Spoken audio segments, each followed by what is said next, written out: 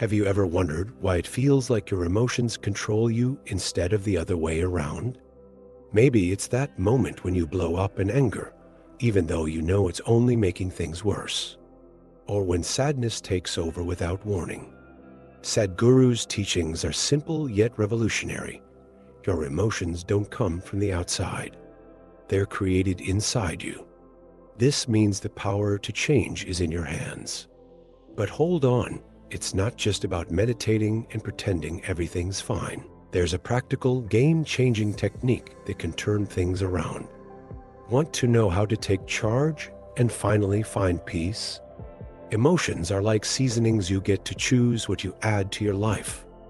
Anger, joy, resentment, they all come from within, even though it often feels like the outside world is to blame. Picture this. Someone cuts you off in traffic, and you feel anger bubbling up. But the truth is, that driver didn't put that anger in you. You created it yourself. Mastering this is like realizing you hold the remote control to your mood. Why not try this next time you're upset? Instead of snapping, take a deep breath and ask yourself, is this emotion really worth my time? Sadhguru teaches that relying on others to make us feel good is like handing them the keys to our car and expecting them to take us where we want to go. If your emotions are dictated by someone or something external, it's like you're willingly becoming an emotional prisoner. Think about it. If someone can make you mad in seconds, what does that say about your inner control?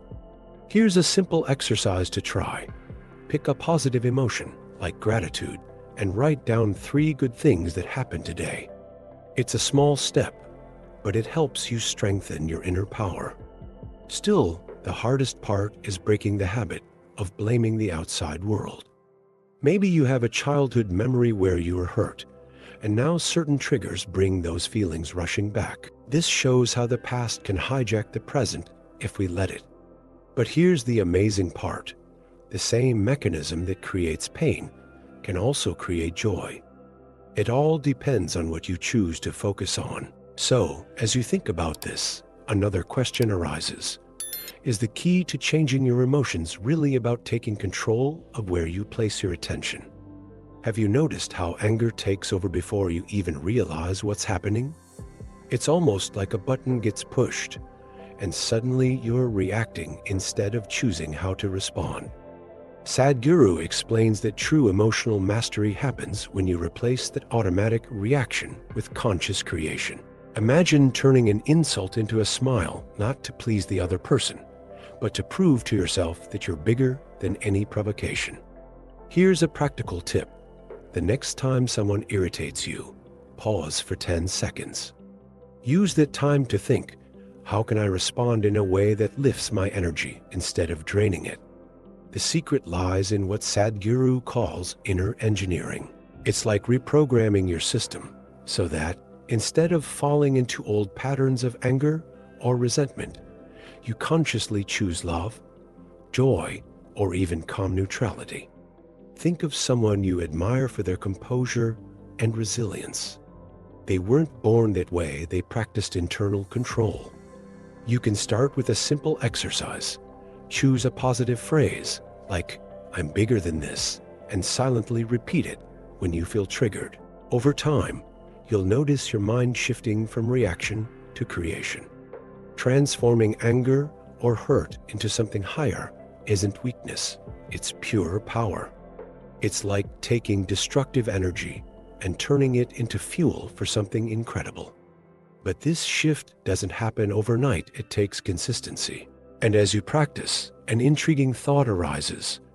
What if this ability were as precise as a well-designed system, where you had complete control over everything happening inside you? Have you ever thought about what it really means to have total control over yourself? Sadhguru compares it to a luxury car that responds perfectly to even the slightest touch of the steering wheel. In the same way, when you master inner engineering, your emotions, thoughts, and reactions are no longer at the mercy of external chaos. Imagine a stressful day at work. Instead of letting it ruin your evening, you could consciously create a sense of calm within. A simple practice to start with is focused breathing. Just 10 minutes a day can transform how you handle stress. Inner engineering goes beyond techniques. It's about becoming the architect of your own being. Picture a conductor leading an orchestra, where every instrument is perfectly in sync. That level of inner harmony doesn't just bring peace, it boosts clarity and efficiency in everything you do. For instance, instead of blaming circumstances or people for your problems, you could ask yourself, how can I create a solution? This shift in mindset is empowering and puts you in charge. Here's the fascinating part. This isn't about suppressing emotions or avoiding conflict. It's about being so well designed internally that even the toughest challenges become opportunities for growth. And as you think about achieving this state, an interesting question emerges. Is our intellect, no matter how sharp, enough to navigate the complexities of life? The intellect is like a knife, sharp, precise, and essential for survival. But would you trust a knife to sew delicate fabric? Sadhguru reminds us that while intellect is crucial, it's not enough to handle life's nuances and subtleties. Think about trying to solve an emotional conflict purely with logic. It's like using a hammer to fix a watch. Life demands more refined tools. For example, instead of rationalizing your feelings, try observing them. Feeling angry?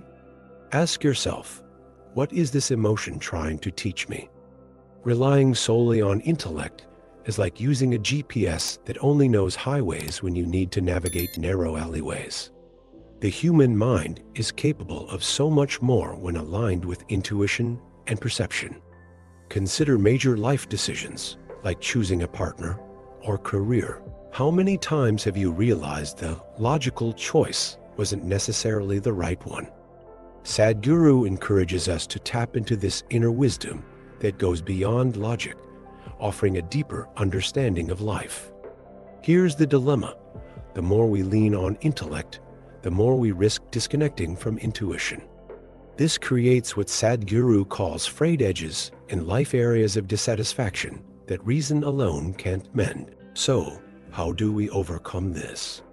By cultivating practices like meditation and self-reflection, we begin accessing a level of clarity that intellect alone can't provide. And as you ponder this, another question arises. Are we searching for something in the external world that can only be found by taking full responsibility for our inner world?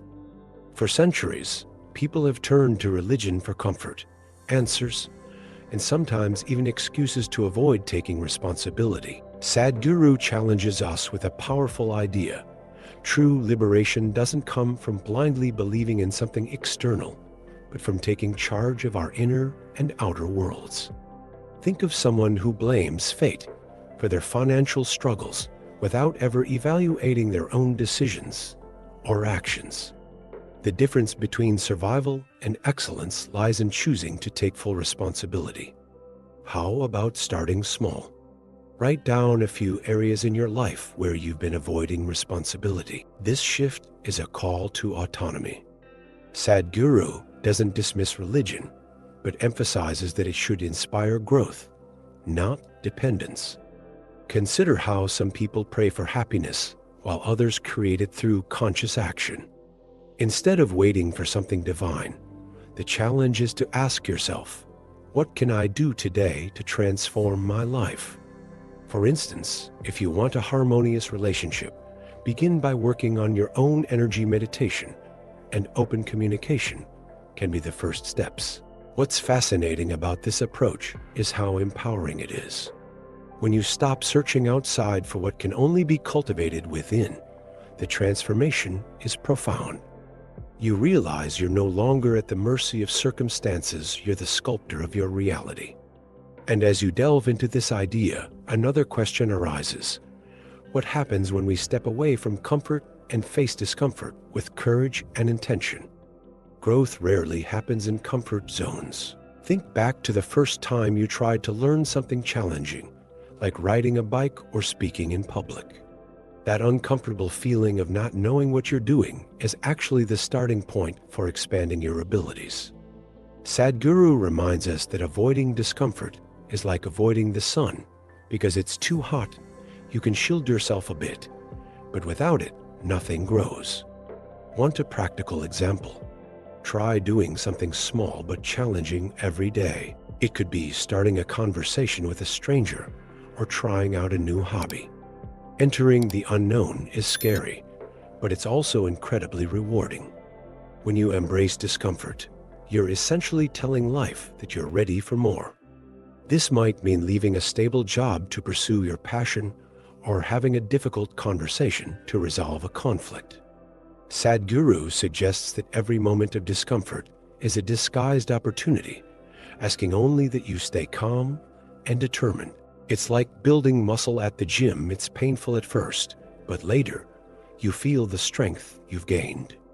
Still, the fear of the unknown is a common barrier. But what are you really afraid of?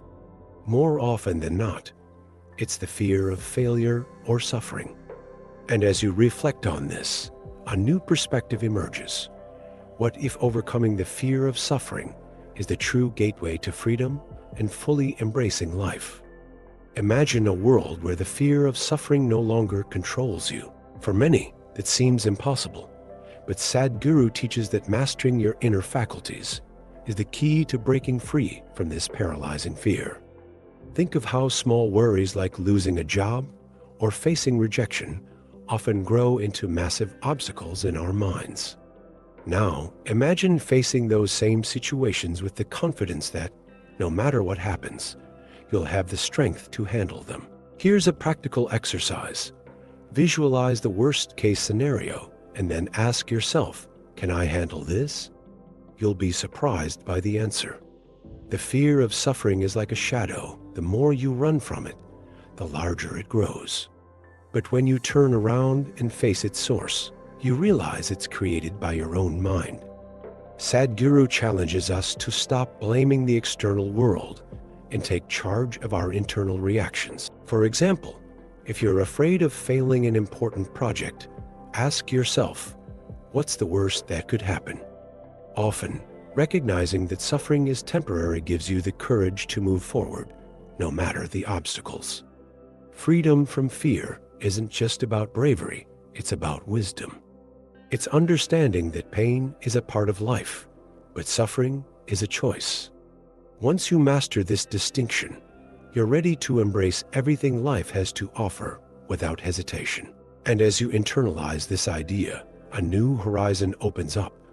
Could releasing fear unlock the full human potential that's always been waiting for you? So, are you ready to take control of your emotions? Start with a small step today and see how your life begins to shift. Share in the comments how you plan to apply this in your daily life.